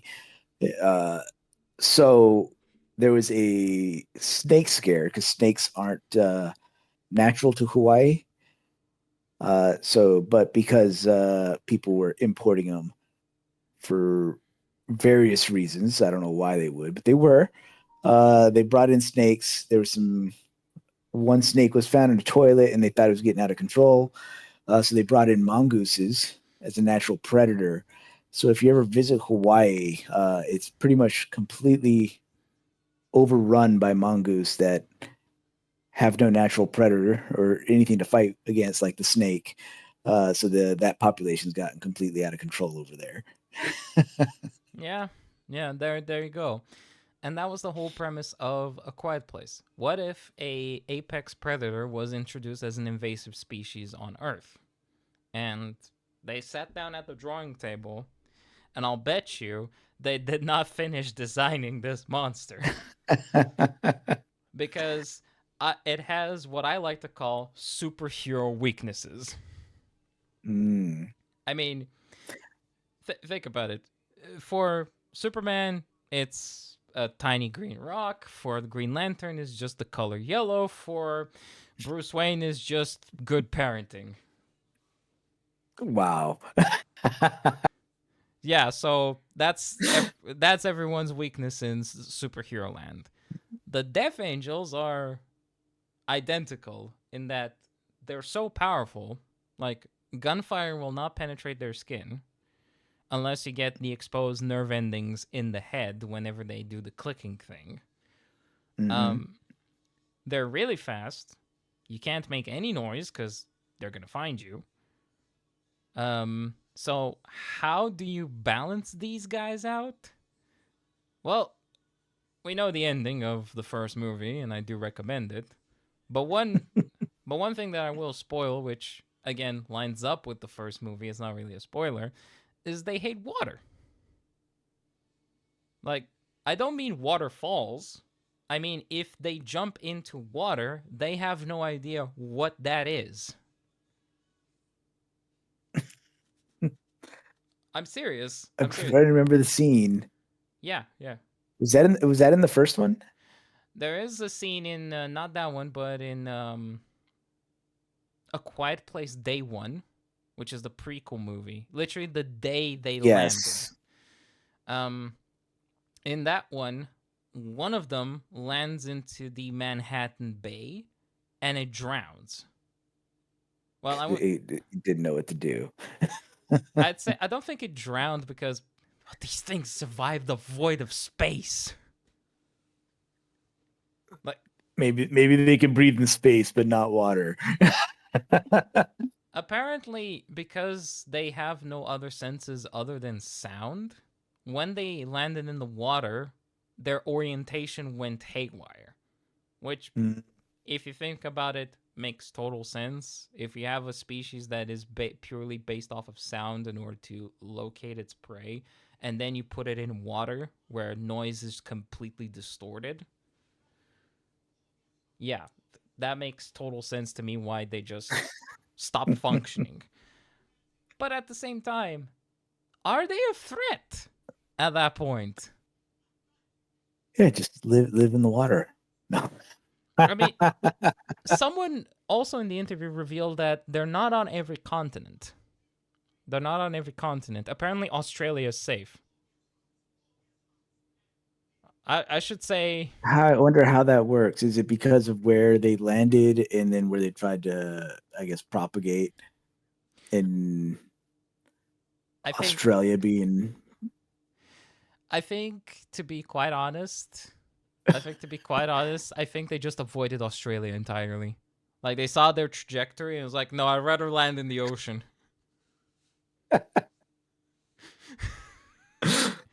I can see that. Australia is not a beginner PVE area. It's not a PVE friendly area. No, no, no. Hey, have you ever heard of the Gimpy Gimpy plant? I have not. No. Okay, side tangent. You need to learn about the Gimpy Gimpy plant because this can kill you by you committing unalive. The Like, Gimpy plant. yeah, so it's a small little weed, Of which course, it's in Australia. it's a weed from Australia that Go ahead. Go ahead. has a toxin so potent and so painful that people commit Sudoku to get rid of the pain. Oh, geez. The stories go that horses that have accidentally eaten this stuff threw themselves off of cliffs because the pain was that Ouch. horrible. Survivors of the Gimpy Gimpy plant describe the pain as throwing acid, burning the skin, and being attacked by hornets at the same time. Oh God, I found a video of Brave Wilderness, I guess, testing this. I'll save that for later. Yeah. Survivors of the Gimpy Gimpy plant say that even years after they survive the incident, they still feel a slight warmth whenever they take hot showers in the area that they touch the Gimpy Gimpy plant. Huh. Yeah, and So side tangent, I may not have had a Gimpy plant, but I've been pepper sprayed for training, and that's not yeah, nice. it's not nice. But what I didn't realize and what nobody explained later is after because like they have wash stations after you've gone through the experience, and you try to wash what you can off, but Mm, mm, it still later that lingers. evening when I showered, I reactivated everything. Oh, oh, oh. Well, I'll say this: you were luckier than one poor guy from World War II. Um, so this is a bit of an urban legend, urban story, whatever you want to call it. But Mhm. with regards to the Gimpy Gimpy plant, during World War II, when there were Americans stationed in Australia, one day they were looking for one of their soldiers, and they couldn't find him. So they send the word that he's missing. Last time someone saw him, it was like, oh, he went in the woods to relieve himself, and they found him with a bullet in his head by his own gun and his pants down. So what happened? The Americans had no idea. So the Australians came in and it was like, oh no. Basically, he did a big number two, had no toilet paper, and he grabbed the first Uh, plant that he found. and it was the wrong plan. He chose poorly. He chose poorly, and it resulted in, yeah, I don't need to elaborate. Oh my god, yeah, no, that was a tangent and a half. I now know about the Gimpy plant. Ask around Australia, people will point it out so that you avoid it. Oh my god, but c- coming back, I don't like the Death Angels design because of how easy it is to actually kill them if you think about it for a second. Hmm. Go on. You want to say something? No, I'm just gonna. I'm just saying. Yeah. No, I lost my thought. I'm sorry. It's fine. It's just fine. just thinking about the different ways, and if you're, I guess, get a houseboat and just stay in the water. I mean, I'm pretty sure people in Thailand were fine. I'm well, yeah. When it comes to, I mean, in the movie Day One, you see the military drawing them away with the noise of the helicopters. Like, Yeah. what? Why didn't they just draw them in the water? You know what they could have done? What's This is that? my idea, and this is just a guy speculating. Have boats get close to the edge of the water because at some point those guys figure out what water is and they avoid it. They don't jump into the water. It's like, okay, they're smart enough to figure out that's water and water bad. Okay, we'll give them that. Hmm. Get some boats that are remote controlled from a distance, and this is a technology that does exist.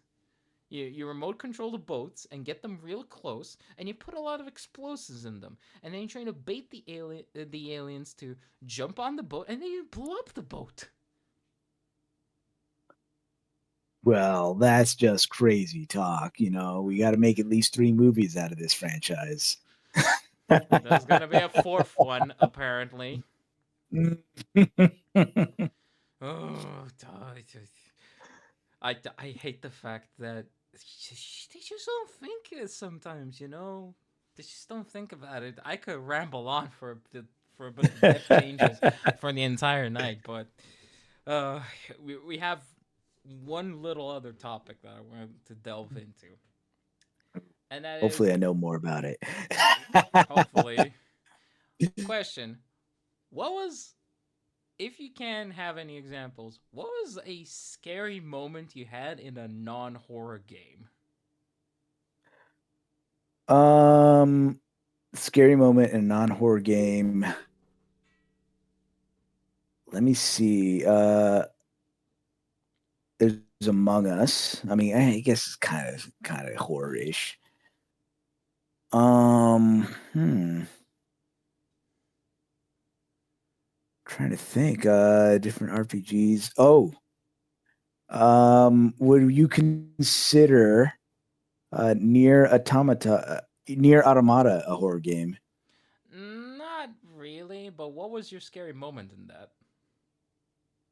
It's just I guess it's not really scary. More the fact that it made me think, and that was kind of scary because I don't think. No, but like the realization that you're fighting for humanity, and then you realize that, oh, humanity is dead. It doesn't exist, and then you start thinking like, well, um, what is humanity at that point? What are you fighting for? Just kind of like those thought provoking things. Near Automata was very one of the very few games that like made me like have existential dread. Like really made me think of like, well, what is a person? I guess because the thoughts because the robots or androids, I guess, whatever the difference classification would be, semantics maybe, but they thought they had feelings, they did this, that. So if they weren't the humanity and humanity was gone, then what was it all about, right? Oh, okay, so it's more like existential stuff. Yes, very much so. Okay, I can see that. I can see that. First off, Near Automata, really, really good game. Like, I was so Great surprised. game. I I got to the true ending and it was so fun. It was so fun through and through. Also, They're not Adam and Eve, they're Adam and Steve, and you can't convince me otherwise. the fact the fact that the devs made them and didn't even try to make that joke makes me so disappointed. What a shame. What a shame. So I gotta ask, did you give up your save file? No, Oh, okay. no, my save file is still there. Gotcha. I think. Mine's gone. Oh, oh, oh no. Eh, Eh. looking Um, back, I probably should have kept it because now I don't want to go back to get all 28 endings. I mean, there are that many. I thought there were like 5. Oh, well, I mean, there's like, I think it's 5 true endings, but there's 28 different endings that you can get. Like, one of them's as simple as pulling out your CPU chip. Yeah, that one we all know. I love But I yeah. love I love games that do that. It's like, oh, there is a built-in option for you to break the game. No, it made me like I did go back and like saw because it was a little late to go play like the PlayStation 3 and Xbox 360 games of the I forgot what the previous game was called, but like the different near titles It was just and called try to go Near. through the different lore. Well, there's near, and then there was another game that's part of the same franchise, but they all loosely tie into each other. But each one Drakengard. branches off. Drakengard, that's the one. But there's certain endings that cause you to get to the like the near title and then ultimately to near automata. Yeah, and if you know Drakengard, that game will make you scared of babies. I never got to play them. I only saw the videos. So, Drakengard has a really scary, typical Japanese premise. Let me say, very Hmm. typical Japanese premise. Is this fantasy, generic fantasy world where there are these creatures called Watchers. They're basically demons that are just waiting for a way to devour the entire world, and that's what happens towards the end of the game. And the the Watchers are portrayed as gigantic babies that eat people. Like Okay. it's so messed up. It's so weird. Um, and yeah, indeed, one of the endings is the goddess or whatever the thing entity. You beat it on the back of the dragon, and it teleports into our world, and that's where the Near series starts. And in Near, the premise was that humanity was suffering from an illness that turned them into stone. But Hmm. the thing was that that wasn't an illness; that was a curse. And, um, and From that was from the Drakengard series though, right? yeah, it was a curse from the Drakengard series. And the idea was that humanity would develop a gestalt consciousness. Basically, there were Hmm. androids that could not be infected by the curse that would live in this devastated world until the disease would go away. But newsflash, it's a curse. It doesn't go away just because you wait it out. And humanity would then come back and upload their consciousness in the android bodies, which never happened because if you remember the two redheads from the Yes. yeah, Devola and Popola. The Devola and Popola units, these were guardian units. They failed in protecting the humanity consciousness. They failed. So humanity got wiped from their servers. Oof. I guess I don't know, they had enough of RuneScape. So, yeah. uh, And the androids, like you saw, honestly, when I saw the little bots, I thought the little bots were the humans, but no, they were what they said on the tin. They were an alien invasion. Like, I did not hmm. expect that. They were an alien invasion that got stopped because the machines revolted against their alien masters. Okay. I gotta say, I think it was the opening scene of Automata where one of the robots died, and then the other quote unquote like baby brother is like, brother, wake up, brother. Yeah. That got me in the feel. I'm like, oh, the poor robot. And then it turns out those are our mortal enemies that we gotta fight. Yeah. Um Talking about the question that was put, um horror moments in non-horror games.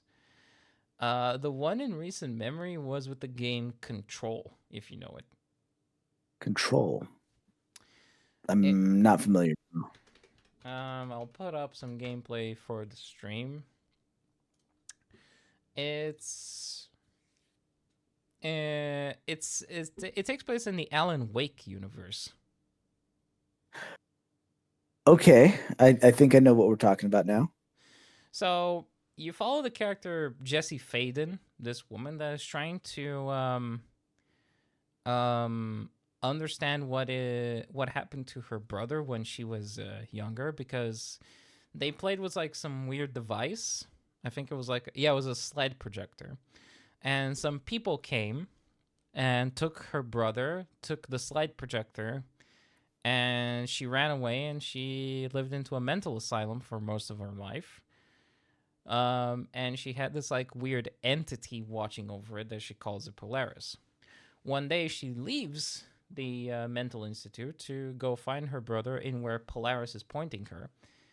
And she finds herself in the middle of the FBC, the Federal Bureau of Control, which is an organization that deals with paranormal phenomenon. And the FBC is in the middle of a lockdown because something got out from one of the dimensions, and Jessie is named the director. Like, she just stepped into the building, picked up a gun, and you're the new director. Interesting. Because the So older, yeah, the the premise older, of the game is she's just thrust in that situation. yeah, the old director just killed himself. And during the game, you are in this facility called the Oldest House, which is a building that is very, very, well, it is very old. And in this building, there's a lot of paranormal phenomenon that Jesse has the ability to put them back into control. That's why it's called the Federal Bureau of Control, to control these things. I see. And that's what you do. You have the main quest, which is find your brother and take care of a phenomenon called the hiss, which is just this weird red light that makes people go crazy. Unless they wear specific devices. There are normal people in the building that have to constantly wear devices. And it has that retro feel to it. Like, there's a lot of old computers, similar to how Alien Isolation gives you that retro feel. Hmm. And this one, I find it funny because everything that is in the game has an explanation. Like, for example, you'll see the soldiers. The game takes place in like 2018 or something, but the FBC foot soldiers are using Lewis machine guns. So like, So does it? Okay, go. You're probably getting to it. So they're using Lewis machine guns, but it's modern times, or it's modern times. They're using Lewis machine guns. Their computers look like typewriters with screens. So what gives? Mhm. Well, turns out the oldest house does not like technology built before the 19 technology built after the 1920s. Okay. Yeah. So basically, any technology from the outside brought in, it just doesn't work. It stops functioning. Like Oh. cell phones don't work, computers don't work, normal guns don't work. So they calculated any technology before 1920 works. This is why the computers look so clunky. It's because the building itself doesn't like them. But they have to keep data somehow, and You know how you read online? It was like, oh, did you know that the first floppy disk was built in 1772 or something like that? They Uh do. huh. They use that. They use that. Well, yeah, I saw in the video where she was acquiring a floppy disk. I didn't think nothing of it until you're mentioning this now. Yeah, because apparently the technology to store data, multiple ways of storing data existed before the 1920s. It's just that it was in early prototypes. So take that with a pinch of salt. But in this game, there are quite a few side quests where you have to deal with different paranormal phenomenon that have each and every one of them is like a little puzzle. There's a lot of fighting, and the fighting is very fun. I do recommend this game. It's actually really good. Um, but like, for example, a weird phenomenon is what I call the aggressive geometry. Okay. It's basically try to imagine a glitchy object that does never take form, and it's constantly in Gmod glitch mode. Okay. You can't fight it. You can't fight it. But what you can do is lure it inside a containment unit and close the door. And that's all you can do Is with this it. that the red thing that I'm seeing? The red stuff is the hiss. Most of these objects, Okay, the that's the hiss. most of these objects, but not all of them, are hiss affected. There is a segment called the Panopticon, which is just this entire storage facility of objects that have special containment procedures. One of them, and this is funny, sad but funny. Um, I'm just gonna add some names in there. You go to the guy that is in charge of the Panopticon, who is some very cold guy. Like he's very cold and careless, and so he's like a manager. He feels like a manager, Okay. and he just goes, "Oh damn, I forgot John on fridge duty." What do you mean you forgot him on fridge duty? There's a fridge that it has to be constantly observed by someone, which means you're not allowed Oh to damn. you're not allowed to blink. So No.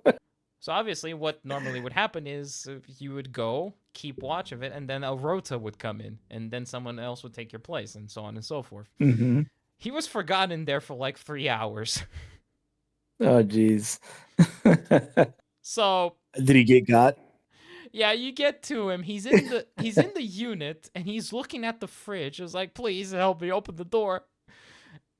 And unfortunately, at the very last second, he blinked. Oh. So yeah, and then you have to fight the fridge. So is the door its mouth or something? Like I'm kind of curious what that looks like. I'll leave that to you if you're ever curious enough. It's a good game. I do admit Control is a good game, and it even has a DLC that does tie it into Alan Wake. Um, but the scariest moment, and I the scariest moment, and I don't think this was even intended. Hey Kenny, you okay? You're breaking up a little bit. Mm-hmm. I'm here. Okay, Oh, cool. sorry. Can hello? Hello. Oh no, am I losing reception? No, you're I'm good. You're here. good Can you now. hear me? You're good now. You're good now. Okay. There was this mission just called the mirror, and you're basically asked to look at a mirror. The idea of the mirror is that if you look at the mirror and touch it, you're transported into a mirror world, which is just a perfect reflection of your world.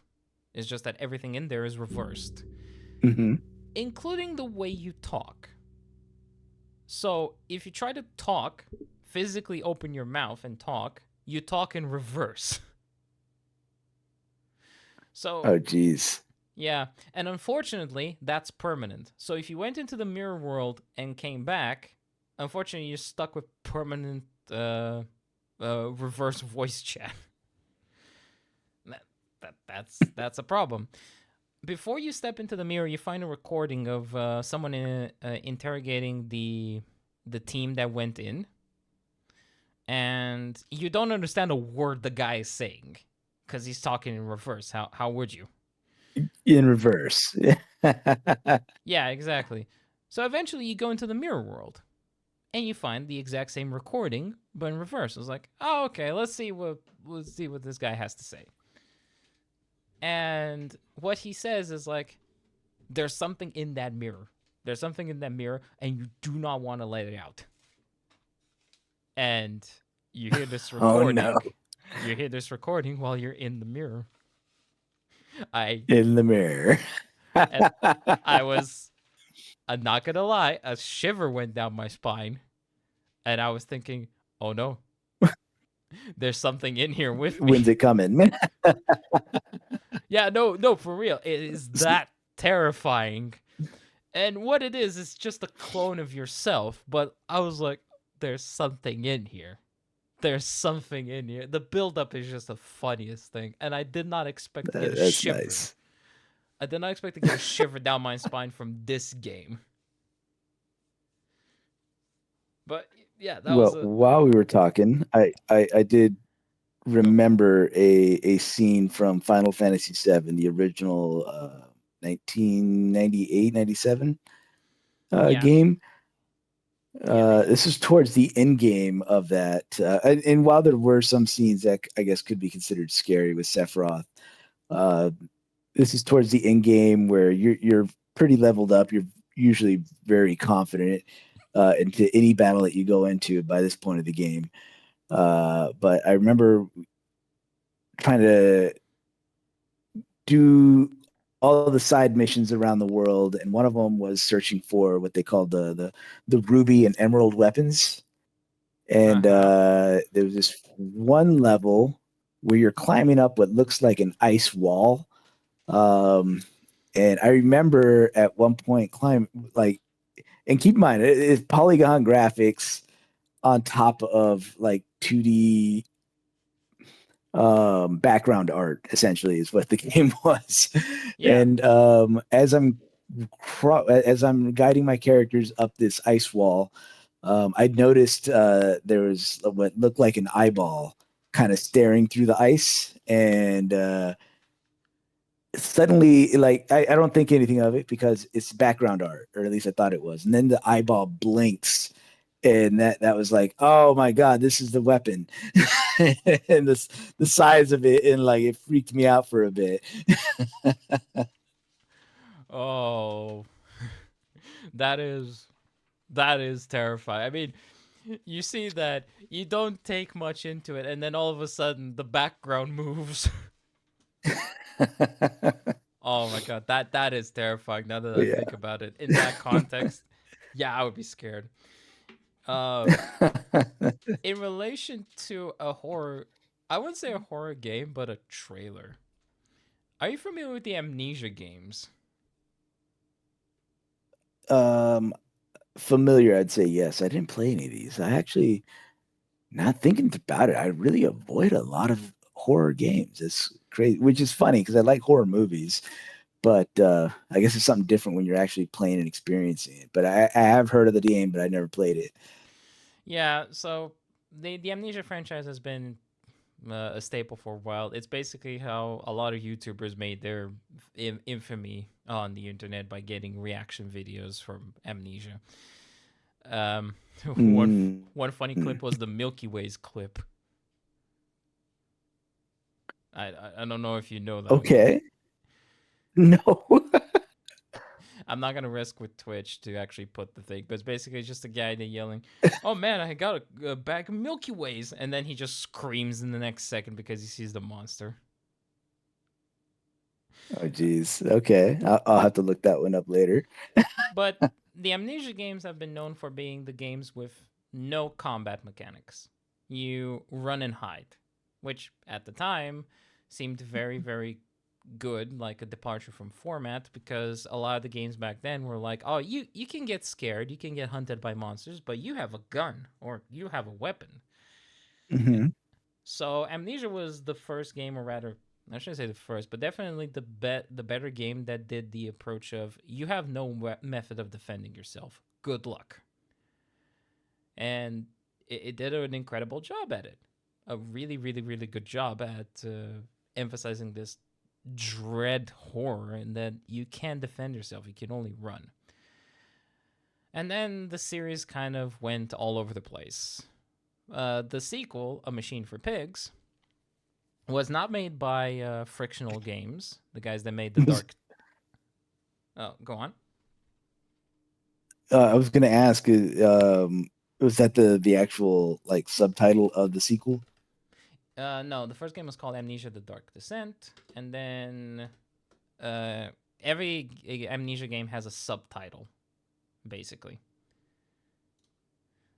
So the first one was called The Dark Descent, the second one A Machine for Pigs, the third one was called Rebirth, and the fourth one was called the Bunker.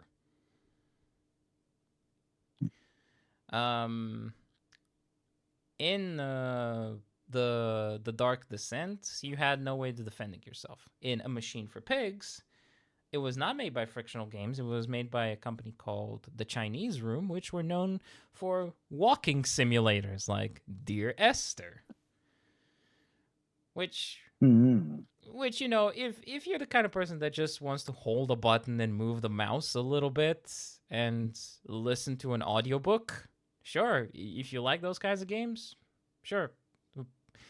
All the power to you. Amnesia is not that. Amnesia should be you're running for your life screaming. And A Machine for Pigs was not that. It has a very interesting story with some really well voice acted characters, but it wasn't an Amnesia game. It wasn't. The monsters wouldn't chase you. It wouldn't be that horrifying. It was just that good. And that was be the end of the Amnesia series for a good few years until Amnesia Rebirth came, which was more of the same. Not A Machine for Pigs, but more The Dark Descent, where you actually had monsters that chased you, you had a really sad but dark story, and blah, blah, blah, blah, blah.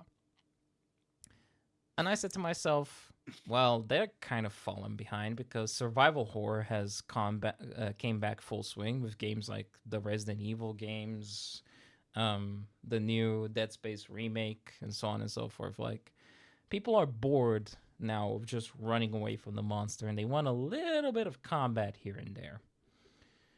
Hmm. And then I just saw the trailer for Amnesia: The Bunker. The trailer itself scared me. Not the game. The trailer scared me. If I can show you For the Amnesia the Bunker. yeah. The trailer itself scared me so much that I did not want to touch this game. I don't know if this is the correct I don't know if this is the correct one. Funnily enough, this is Frictional Games. So they're the originals. So let's see if this is the trailer that I saw. I think this is the one. So you got normal walking in a scary bunker. You got checking drawers, interacting with objects. You have to find a way out. Okay. Okay. So far, so good. This is Amnesia.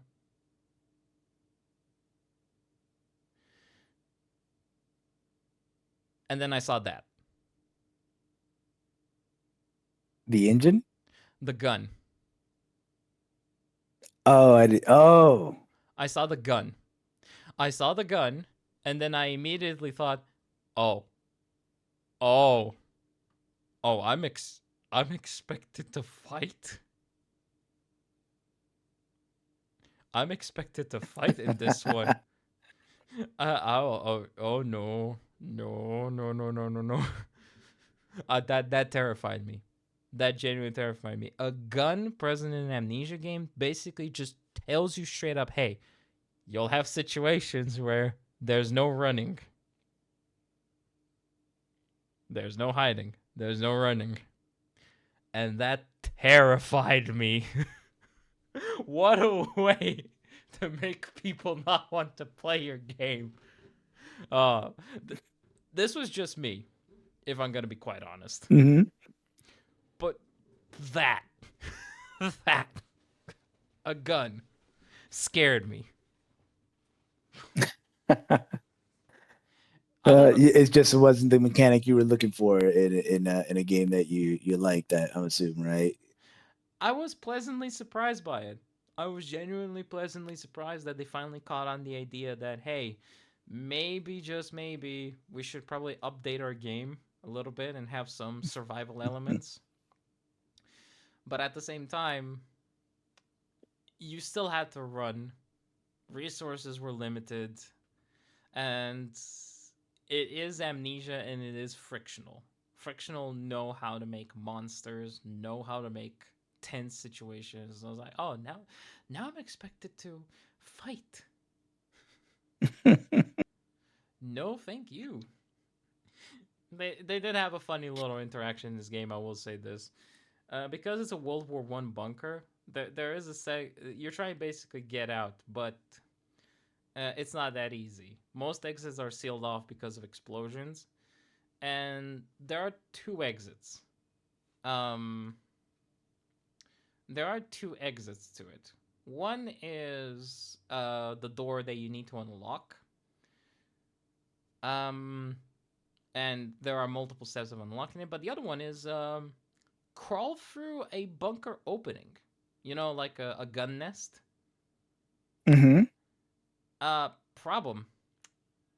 Uh, German snipers are already pointing their guns at it. Basically, Oh no! It takes basically place in. no man's land. It's basically pointing to no man's land. And what you can do is you can pick up like a helmet and lift it, and guess what happens? Ping. Yeah. So it basically says that's a no go. That's just a no go. Hmm. Um. That's crazy. Yeah. But now I might be playing this game, but again, I played quite a few horror games throughout the years. This one this one genuinely terrifies me. This one genuinely scares me that much. Well, I mean, it looks good. But yeah, I it would probably scare the pants off of me. Uh, I don't know if you ever had a moment where you genuinely were scared of something. Yeah, yeah, most games. Probably why I don't play many horror games, which I feel like I'm missing out on a lot. But games that raise my tension, oh man, I feel like I get enough of that from playing first person shooters. I mean, I've had a few jump scares even in Battlefield. But I think this was a friend of mine. I don't know if this counts as a jump scare, but this was funny. He was playing the new Modern Warfare game, and he clipped this. Basically, he ran out of ammo.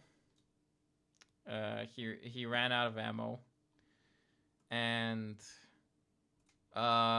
he had just a knife. And a guy he went up the stairs trying to go upstairs into a building, but it was blocked. And a guy was coming up with him with a gun.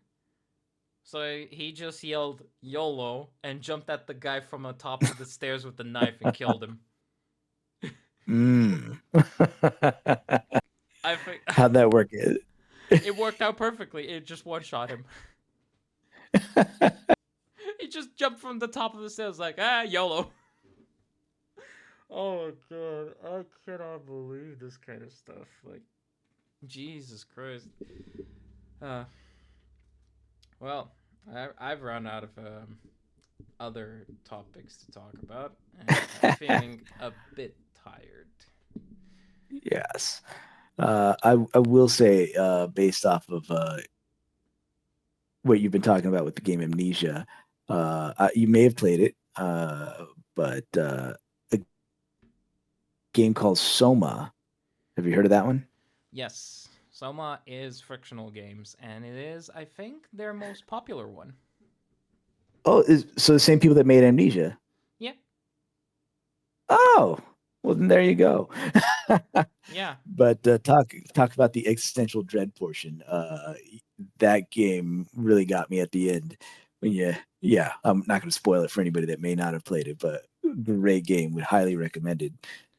But yeah, when it comes to Soma, I love how obvious the story is. It's Hmm. it's obvious in such a good way that some of its best moments you knew they were coming, yet the main character is just in so much denial. Yes. Like Jarrett is such a lovable idiot, but you love him for how bad he is, how he's very slow to catch up. It, I will be honest, I did think about it. I did think, what would I do if I was in Simon's shoes? What would I do? And maybe I would act more calmly and assertive, or maybe I would actually go insane. Well, I mean, the people he met along the way definitely did take that route. So I would not blame anybody that did. But he had so much optimism that he was going to make it out. I'm hoping I'm not spoiling that, but yeah, and the reveal at the end when he realizes. I mean, the best moment is the transfer scene. Hmm. The transfer scene is such a well done moment that you see it coming from a miles away. And but Jared is, well, Jared is Jared. Let me just say. But So yeah, I'm glad you got to play that one. That I enjoyed that one. And while it had a lot of body horror stuff and everything, it I think the scariest part about that is just this the situation. Like, are you you? Similar to Near Automata. are you? Yeah. Also, Frictional did announce their next game called Hotel Samsara. Well, now that I know they've done Soma, I'm very curious. Yeah, turns out it is tied to Soma. They basically had in the last month a little bit of an ARG on a website called Hotel Samsara, and Hmm. it is a sequel. They only showed like snippets in a trailer, in a teaser trailer of Hotel Samsara. However, it is tied to Soma in certain regards. So people speculate that it does take place in the same universe, which, if you know Soma, that raises a lot of questions. I mean, I mean, we know what happens, so I don't know. I don't know. Hotel Samsara. It's still about enlightenment, though. I was thinking about this a few days ago when I was watching some videos about Soma. One of the doctors in the game was talking to someone on the outside. Did you Okay. notice that? Did you notice that? In Soma, Yeah, there was a scene. One the of the flashback scene when he goes into the procedure, right? no. It's one of the audio logs. Funnily enough, so there are many audio logs with many characters that piece together the entire context of Soma and what Hmm. happened on Pathos 2. There is one doctor that is actively researching the AI in the in Soma, Yeah. but the way she talks about it, it's like she's talking to someone else and is asking for advice, which doesn't fit the profile because even the experts in the game don't know what the hell is going on. Hmm. So who is she asking advice for? And some assumed that it's someone on the outside. Like outside of the Outside of the facility. air. Huh. Which, again, if you know Soma, how does that make any sense? Right. I don't know. I really don't know. Which makes it all the more interesting. Well, time to dive into some YouTube theory videos. Just avoid Matt Pat. I don't think he made any on Soma, did he? Anyways, regardless. No, because it's not that popular, you know? Ooh, Jesus Christ. Anyway, uh, yeah, look forward to their next games because yeah, these are the guys that made Amnesia. These are the guys that made Soma, and now the next game is called Hotel Samsara. So we'll see about that one. yeah, I googled that one and it pulled up some seemingly fake hotel reservation places at the ARG website you were talking about. Yeah, that's the ARG. That's the ARG. Yeah, okay. The I don't know exactly what you're. website looks creepy. There you go. There you go. And if you read about it, it's it's definitely something to behold. I don't remember exactly the steps, but you need to fiddle around with the website to find like secret links, and Mm, it will result in the whole website glitching out on you. mm. Yeah, I stopped short of I was clicking on some things and wants me to put in my contact information. Sure, why not? Let's sign up. I want to But book. yeah. I want to book a hotel. Hotel murder me. Just the Bates Motel was less subtle. Yes, that's an old reference, kiddos. That is an old reference. Uh, hmm well, I think I'm gonna be calling it a night for now. Well, Sir, it is it's 9 o'clock, 9:17 where I'm that's at. So it's what 10 o'clock for you? 10 o'clock, 10 p.m. Well, Kenisama, thank you very much for being part of today's episode of the Talk Show podcast. It was really fun talking about all sorts of stuff.